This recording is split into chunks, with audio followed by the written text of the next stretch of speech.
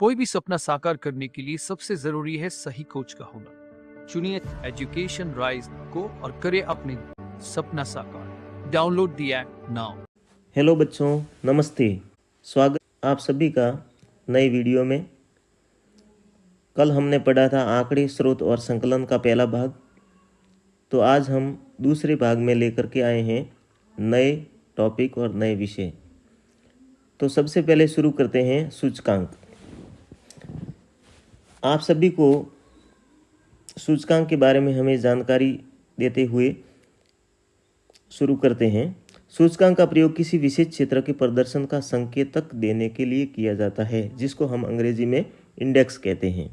बच्चों, सूचकांक का सरल शब्दों में अगर हम अर्थ जानें तो किसी देश के या किसी उद्योग या किसी अन्य संस्थान का प्रदर्शन क्या है, उसकी उत्पादन क्या है, या वह कितना आगे बढ़ रहा है, उसका अगर हम एक संकेत के रूप में इंडेक्स बनाएं, प्रदर्शन करें, तो उसको कहते हैं सूचकांक।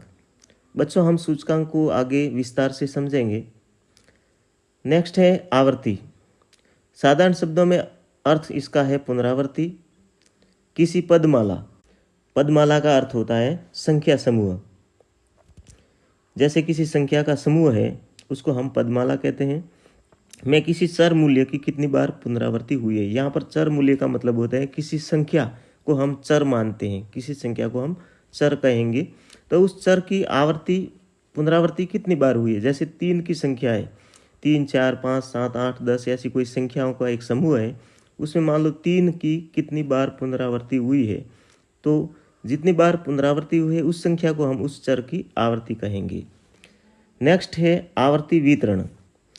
आवर्ती वितरण किन्हीं संख्याओं के अधिकतम तथा निम्नतम संख्याओं के बीच बनाए गए समूहों को हम आवर्ती वितरण कहते हैं। माना कि हमारे पास में कोई पदमाला है, संख्या समूह की पदमाला है, जिसमें बहुत सारी संख्या हैं और हम उनका एक इंडेक्स बनाना चाहते हैं, एक सारणी बनाना चाहते हैं, तो हमें आवर्ती वितरण बनाना पड़ेगा। कहने का मतलब है उन संख्याओं का समूह बनाना पड़ेगा। 0 से 2 कितनी संख्या है और उनकी पुनरावृत्ति कितनी हुई है। 2 से 4 के बीच में कितनी संख्या है, 4 से 6 के बीच में कितनी संख्या है, 6 से 8 के बीच में कितनी संख्या है। इस प्रकार हम छोटे छोटे समूह बनाएंगे, उनको ही हम आवर्ती वितरण कहते हैं। नेक्स्ट है बच्चों मिलान चिन्ह। आवर्ती वितरण में हम किसी संख्या को दर्शाने के लिए खड़ी और तिरछी रेखाओं का प्रयोग करते हैं, उन्हें मिलान चिन्ह कहते हैं। जैसे कि आपने गणित में भी पढ़ा होगा। और यहाँ पर उदाहरण के रूप में जैसे संख्या 4 के लिए हम 4 खड़ी लाइनें खींचते हैं, और अगर 5 के लिए हम 4 खड़ी लाइनें और एक तिरछी। अगर आप किसी बड़ी संख्या को दर्शाना चाहते हैं तो इसी प्रकार 5-5 के ग्रुप में आप आगे से आगे दर्शाते रहेंगे। तो बच्चों, आशा करता हूँ आपको मिलान चिन्ह, आवर्ती वितरण, आवर्ती और सूचकांक के बारे में अच्छी तरह से समझ में आ गया होगा। तो आओ हम सूचकांक को विस्तार से समझते हैं। तो यहाँ पर हम समझने के लिए सबसे पहले एक अच्छा सा उदाहरण लेते हैं।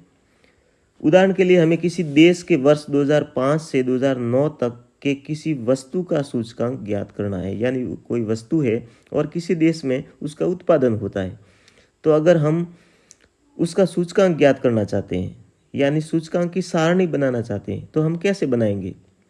उस देश में वस्तु का उत्पादन 2005 में 1100 टन हुआ है, 2006 में 1500 टन हुआ है, 2007 में 900 टन हुआ है, 2008 में 1300 टन हुआ है तथा 2009 में 850 टन हुआ है।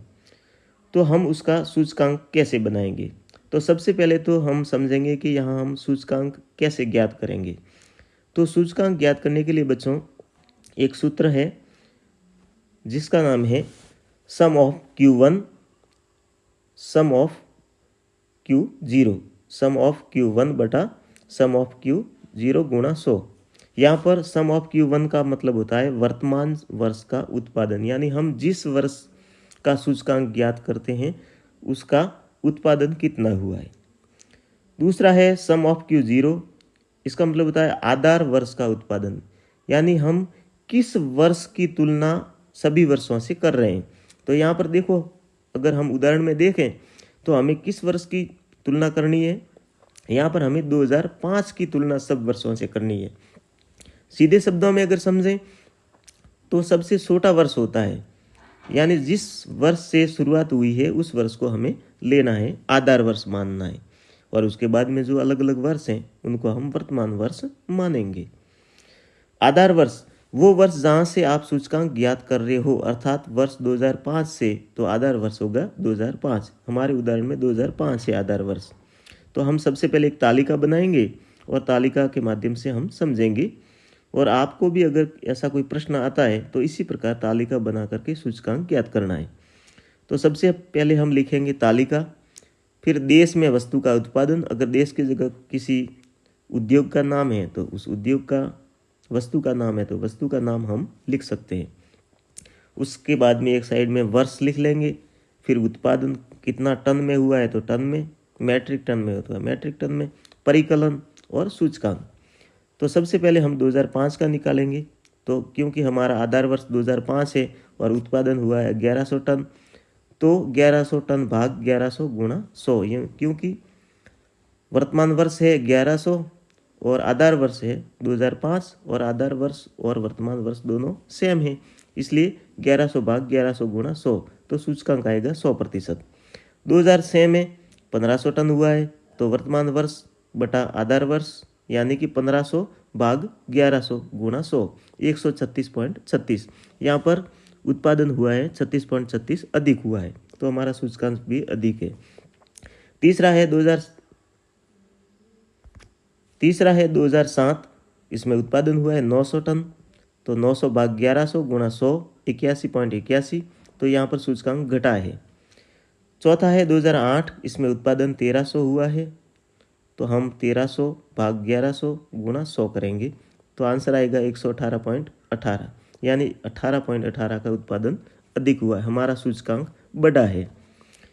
अंतिम है 2009 में 850 टन हुआ है, तो हम 850 भाग 1100 गुणा 100 करेंगे, तो आएगा 77.27, यानी सूचकांक हमारा घटा है। तो इसी प्रकार अगर कोई प्रश्न आता है तो आप आसानी से उसको हल कर सकते हैं। आशा करता हूँ बच्चों आज का वीडियो आपको पसंद आया होगा। अगर पसंद आया है तो लाइक, कमेंट, शेयर ज़रूर करें और चैनल को सब्सक्राइब ज़रूर करें। और अगर आप कोई सुझाव देना चाहते हैं तो कमेंट बॉक्स में कमेंट ज़रूर करें। चलो मिलते हैं नए विषय, नए टॉपिक के साथ में, नए वीडियो में। तब तक के लिए जय हिंद, जय भारत।